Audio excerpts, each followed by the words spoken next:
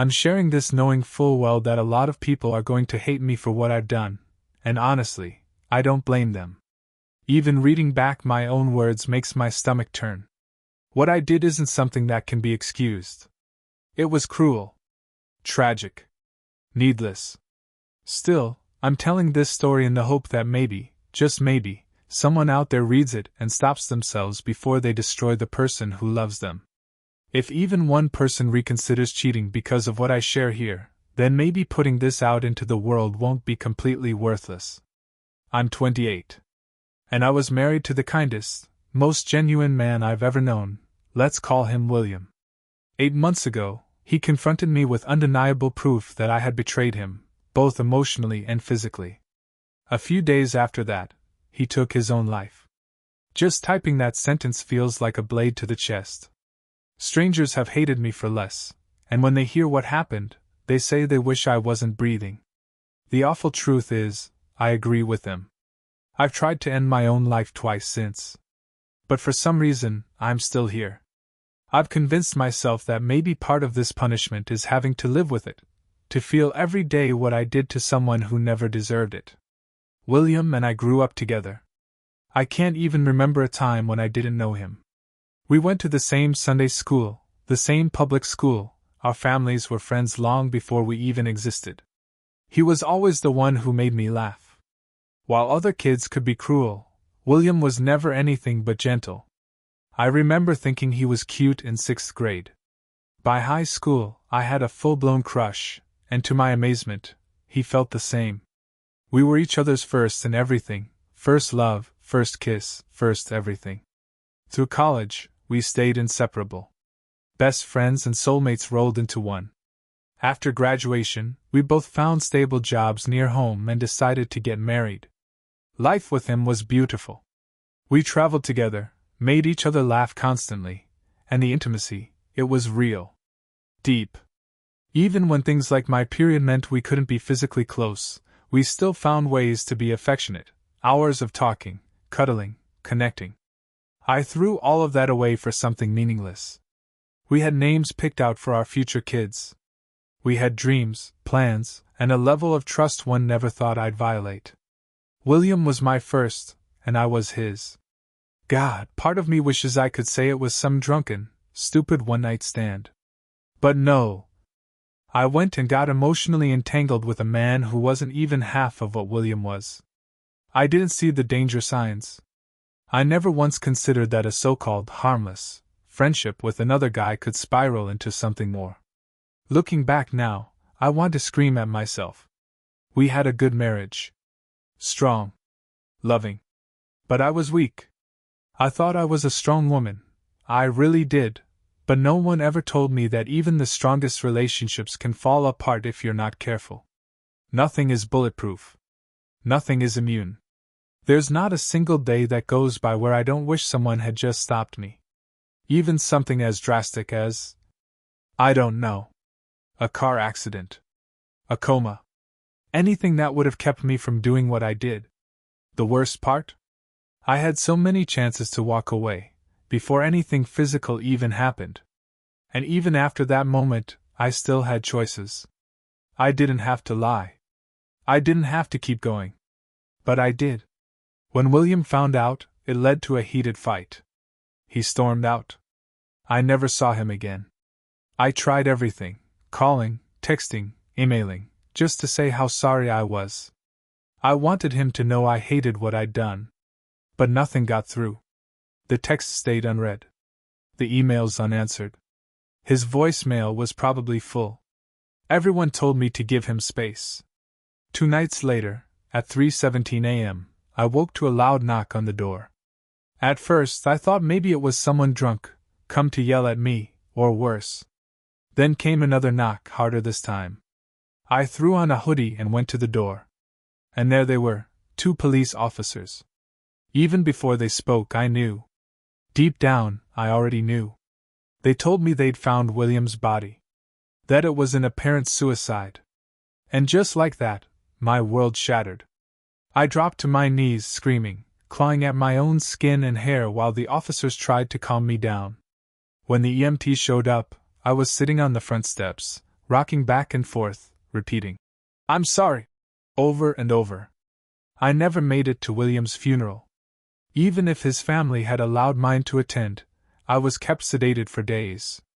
The first thing I wanted to do when I came to was visit his grave. But no one knew where his parents had buried him. That hurt in a way I didn't think was possible. That night, I tried to end my life for the first time. Since then, I've been hospitalized twice for suicide attempts. I'm not looking for pity, please don't give me that. Nothing you could say would make this pain any less real. Nothing could numb it. It's a part of me now. Sometimes I wish I had forced him to see me, just once, just to say how deeply sorry I was, to tell him I knew we were over. But deep down, I know I didn't deserve that.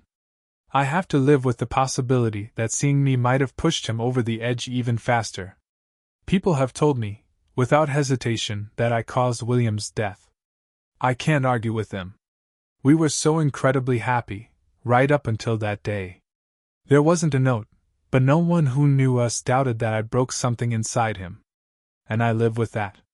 I betrayed him in every way a person can betray the one they love, with my actions, my words, even my thoughts.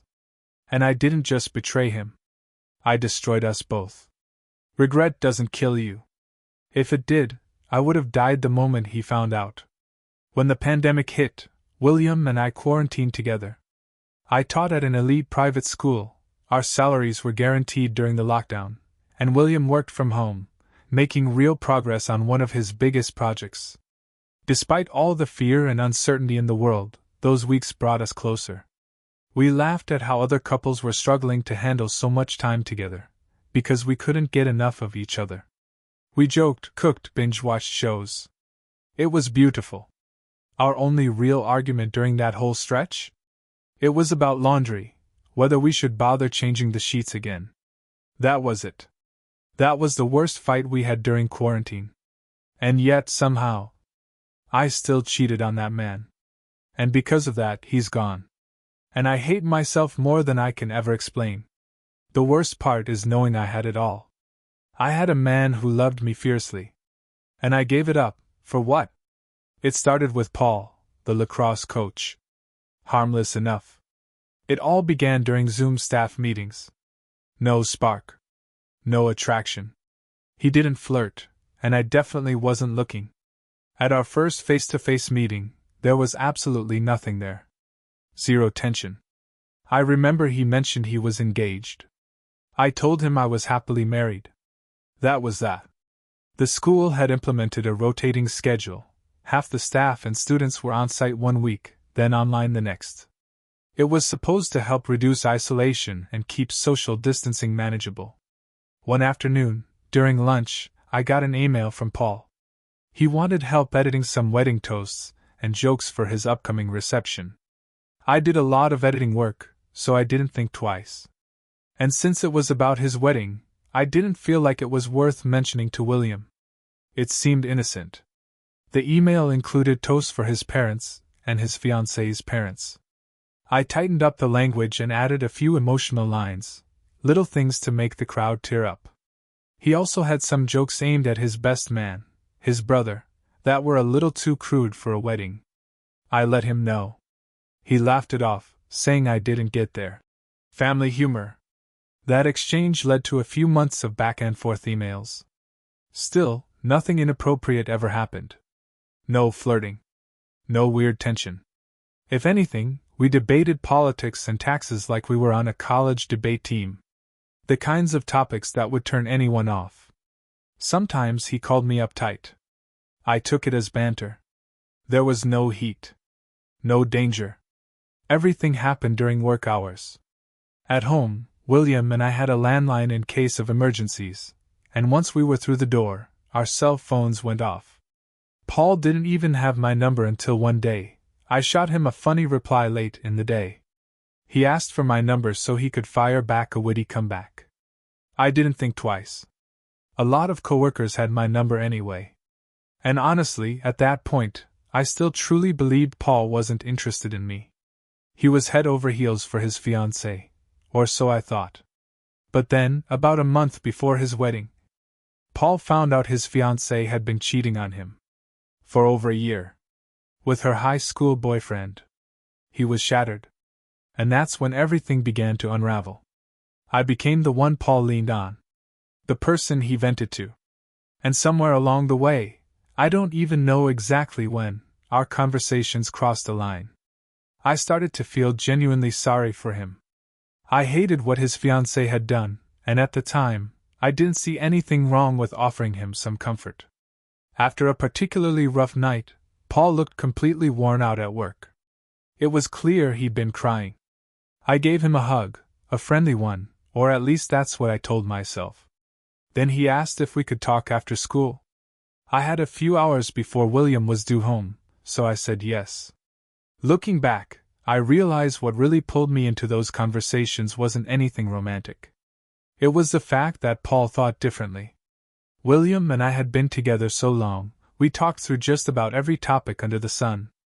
I could usually predict his response before he gave it. With Paul, things were unpredictable. Sometimes frustrating. But also, stimulating in a way I wasn't expecting. That's not an excuse. It was weak. Selfish.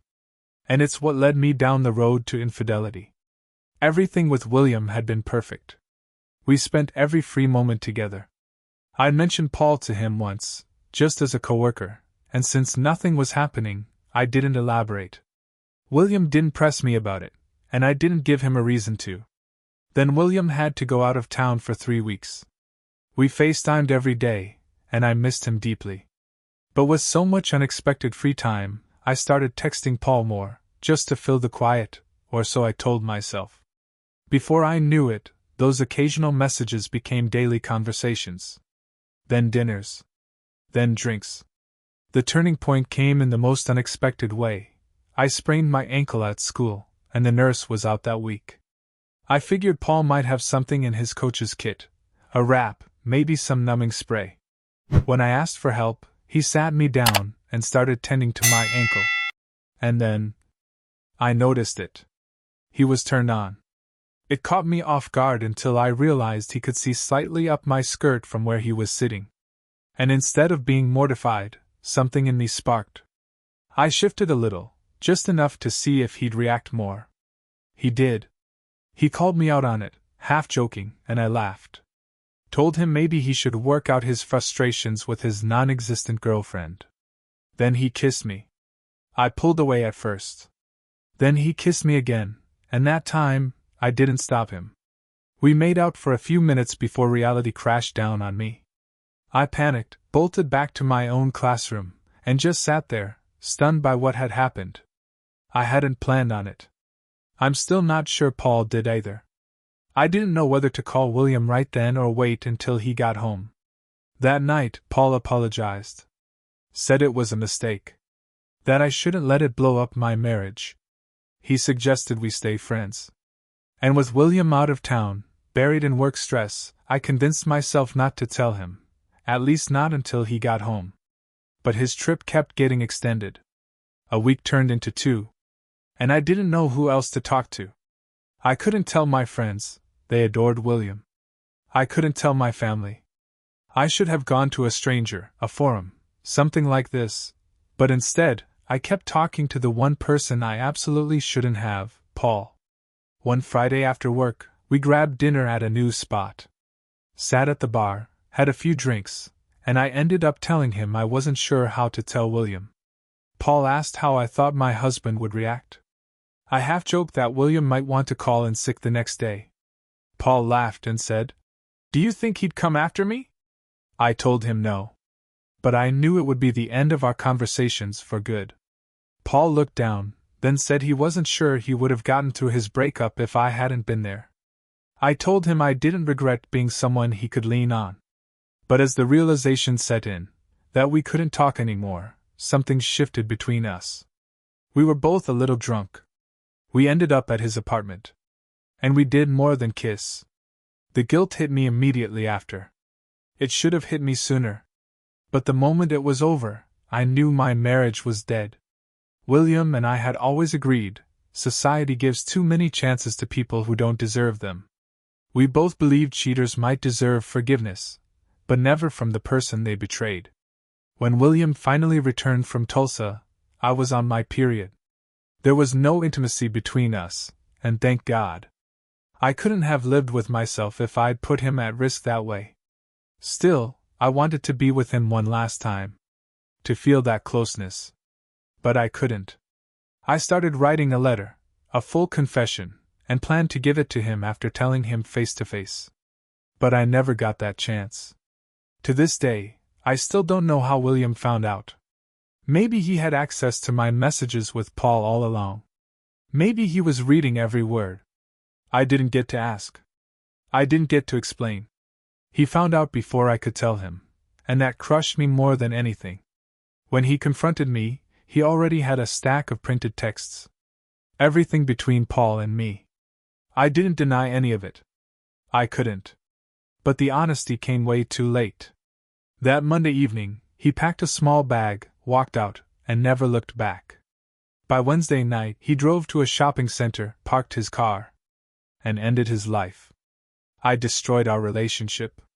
And knowing that I also stole William's chance at ever finding love again, at building a life with someone else, that thought tortures my soul more than anything. What I did didn't just end what we had. It ended every possibility he might have had with someone else. It robbed his friends of his presence, his parents of their son. It shattered every bond he ever had, or ever could have had. And that's a weight I'll carry for the rest of my life. I could go into all the details of what's happened since William passed, but honestly, most of it wouldn't matter to anyone outside the wreckage I left behind. His family wants nothing to do with me. My own family, they're still in shock, still disgusted. They love me, but that love is buried beneath layers of disappointment and shame. And honestly, they're right to feel that way. I didn't mean to cause so much pain. But intent doesn't erase damage. I made choices, and those choices led directly to the suffering of people who mattered most. Now I see a therapist twice a week. It's the only thing keeping me somewhat grounded. Through therapy, I met someone else who's done something terrible. Years ago, she set a fire, as a joke, and it spiraled out of control, costing multiple lives. We've talked a lot, shared our stories. It helps. Not because it makes anything okay, but because it reminds me I'm not the only one trying to survive something unforgivable. Things can't go back to the way they were. Nor should they. The only path forward is finding some way to make the rest of my life count for something, even if it's small. Even if it's just helping others avoid the kind of hell I'm living in now. So, that's my story. If you feel the need to call me names, to unload your anger, I get it. Let me be your punching bag. If it helps you, even a little, then fine.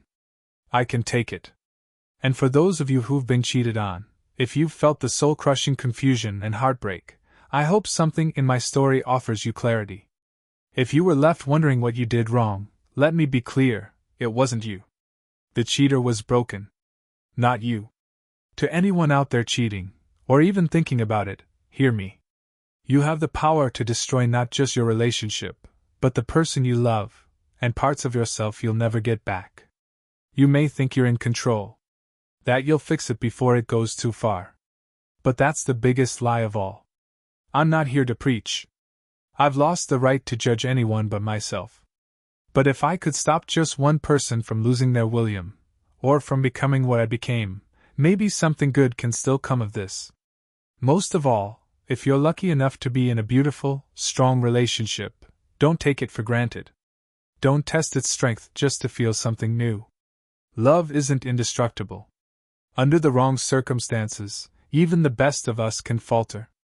When we truly love someone, we carry a piece of their soul with us. And betrayal breaks that. They'll never be able to hold your heart again, and you'll never get to hold theirs. I had William's heart. And I crushed it. And now, I will never deserve to hold it again. Nor will he ever hold mine. There's enough pain in this world already. We don't need to add to it by hurting the ones we love. Love is too rare, too precious, to risk for something meaningless. Yes. I cheated. And my husband took his life days later. This post is meant as a final response. William likely never read it. He's been gone for over a year. And if you think I'm still clinging to some fantasy that he did, trust me, I'm not. For those of you who tried to psychoanalyze me, I appreciate the effort, even if it was mostly for your own curiosity.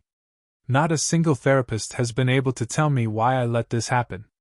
And I've tried to come up with a reason myself. But the truth is, I can't. And even if I could, it wouldn't make it okay. If you think this story is fake, I don't know what to tell you. I gained nothing from posting it. It wasn't for karma. I barely replied to anyone. And it definitely wasn't for sympathy, because I don't deserve any. Admitting to something this horrible isn't uplifting. Pretending it never happened doesn't help. But writing this, knowing you all read it, that helps a little. Because at least I know I'm not lying to myself anymore. I haven't spoken to Paul since before William died. We never reconnected. I don't want to. I don't know what happened to him, and I don't care. I've heard things, secondhand stuff from former coworkers, but I have no interest in him or his life. So no. This wasn't some grand scheme to ride off into the sunset with a second-rate lacrosse coach. This was a tragedy. And it was all my fault. May you all live good, peaceful lives. May you never know the weight of what I carry. And may you protect the ones you love better than I did. I really liked her, genuinely. And as we spent more time together, my feelings only grew stronger. We started dating, meeting up a couple of times a week, and after 3 steady months, things felt solid. She just graduated from college and was bouncing between hourly jobs while looking for something more permanent. Even early on, I knew she had a thing for drinking. She enjoyed it a bit too much, especially at parties. But I didn't think it would ever spiral into something serious, certainly not something that would lead to rehab. After a little more than a year of dating, we got married and moved in together officially. But just a year later, tragedy struck. She lost both of her parents, and her only sibling in a horrible accident. It broke something in her. And she turned to drinking as a way to numb the pain. At first, I thought maybe it was a phase, a temporary reaction to overwhelming grief. But months passed. She didn't heal. She just got worse. She started disappearing inside herself, becoming a shell of the person I fell in love with. I did everything I could to support her, but the darkness she was in only deepened. Around that time, she had a full mental breakdown. Quit working. I had to take care of both of us, emotionally, financially, in every way. The few days she wasn't drunk, she'd still lash out, angry over the smallest things. And then one day, I walked in on her kissing our neighbor. I lost it. She was clearly drunk.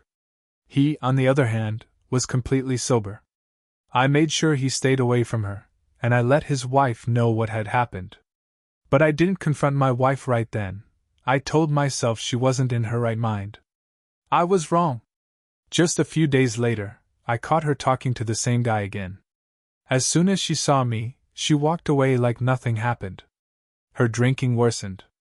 If I gave her any money, she'd spend it all on booze. She got to the point where she couldn't even go a day without it. I was exhausted. I was tired of doing everything, paying bills, cleaning up messes, emotionally carrying both of us. So, I told her she needed help. Real help. It took months of pleading and arguments, but eventually, I convinced her to check into rehab. She finally went. And when I saw her making progress, getting better, smiling again, I started to feel hope for the first time in years. I thought I was finally getting my wife back.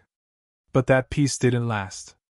One afternoon, I was relaxing, watching YouTube at home, and out of nowhere, she turns to me and says she's getting married to the love of her life. I laughed. Thought she was messing with me. But then she mentioned his name, Ryan. Her rehab coach. Suddenly I wasn't laughing anymore. She went on and on about how Ryan treated her well, how he spoke to her with kindness, how they were in love and planning to get married. I was stunned. And furious. Ryan was a married man. With 2 kids. None of what she said made any sense. There was no way she came up with all this on her own. So I confronted Ryan the next time she had a session. He acted shocked. Denied everything. Claimed she was delusional. Unbeknownst to either of us, my wife had been listening from around the corner. When she heard him call her unstable, she stepped out, crying like a child crushed. Through sobs, she showed me a video on her phone. It was them, her and Ryan. In bed. In the bathroom. No clothes. No doubt. Ryan had filmed it during one of their hotel encounters and sent it to her afterward. According to her, he'd promised to leave his wife so they could be together. But when she tried to confront him with the video, he turned on her. Called her stupid. Said he'd never throw his life away for someone as unstable as her. Watching her break like that, watching her shatter, reminded me of when she lost her family. That kind of pain doesn't fake itself. She really loved him. And she really was planning to leave me for him. It destroyed me. I was furious with Ryan. This man had taken advantage of someone fragile, someone who trusted him. So I did the only thing I could. I pressed charges. The video was my proof. And yes, sharing this now might seem easy, but I promise, living through it almost broke me. I still loved her, despite everything. Despite the mess, the pain, the betrayal, I loved her. I wanted her to get better. I wanted to believe we could find our way back. But she didn't just cheat on me, she betrayed me while I was trying to save her. When she realized Ryan had used her, she spiraled again. I couldn't bear to watch her self-destruct, so I admitted her to a mental health facility. After that, I filed for divorce. Some might say she wasn't in her right mind. But she was clear enough to want to divorce me. That was her choice. Looking back now, I see our relationship for what it really was, a long, painful waste of energy, time, and emotion. But I learned from it. Here's what I'll say, some women aren't worth the sacrifices good men make. You can give them everything, your heart, your loyalty, your whole damn world, and they'll still find a way to betray you. As for Ryan, justice was served. I won in court. He was sentenced for exploiting a vulnerable client. His business was shut down permanently. Sometimes, late at night, I still miss her, or maybe I just miss the person I thought she was. But I'll never make excuses for what she did. I'll never pretend cheating is okay just because someone's struggling. Marriage means something. Vows mean something. And if you break them, there should be consequences.